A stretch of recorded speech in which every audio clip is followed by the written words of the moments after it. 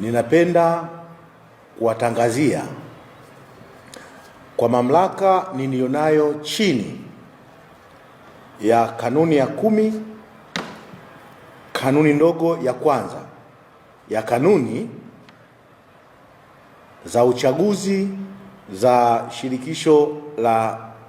Mpira la Tanzania TFF kwamba kwa mujibu wa ibara ya 30 ibara ndogo ya pili ya katiba ya TFF ni kwamba kutakuwa na mkutano mkuu wa uchaguzi tarehe 16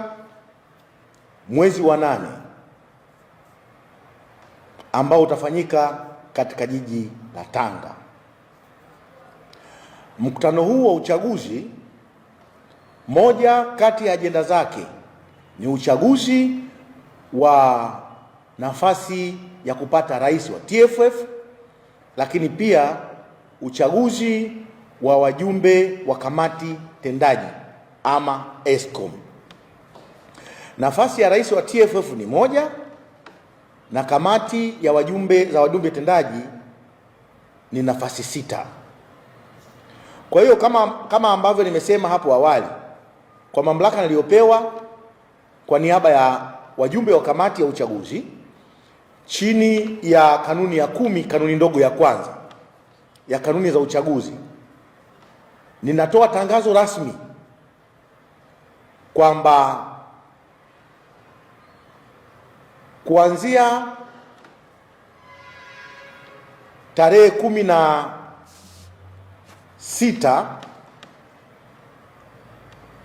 mpaka tarehe 20 mwezi huu wa 6 itakuwa ndiyo tarehe rasmi ya wale wenye sifa na wenye vigezo kwa mujibu wa kanuni hizi za uchaguzi. Narudia tena, wenye sifa na vigezo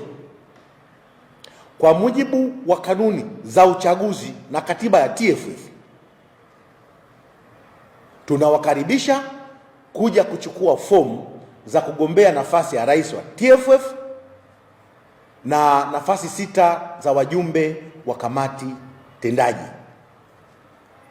Tarehe ya kuchukua kama nilivyosema hapo awali ni tarehe 16 na tarehe ya mwisho wa kuchukua na kurudisha fomu ni tarehe 20 ya mwezi huu wa 6 saa 10 kamili jioni. Kwa mujibu wa kanuni ya 10 kanuni ndogo ya pili A, B, C na D, ada ya kuchukua fomu kwa urais ni shilingi 500,000 na wajumbe wa kamati tendaji ama ESCOM ada yake ni shilingi 200,000. Fomu zitapatikana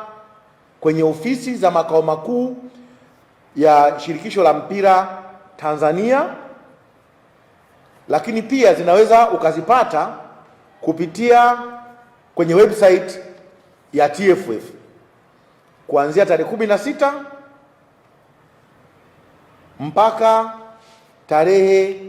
20. Hiyo itakuwa ni tarehe ya kuchukua na kurudisha fomu hizo, na malipo yote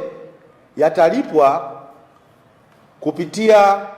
kwenye akaunti za benki za TFF. Kwa hiyo nitoe rai na wito, wale ambao wanawiwa wenye sifa na vigezo kujitokeza kwa wingi kuchukua fomu kwa ajili ya kugombea nafasi hizo katika uchaguzi ambao tutafanya Tanga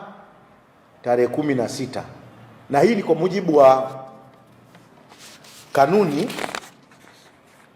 hii ya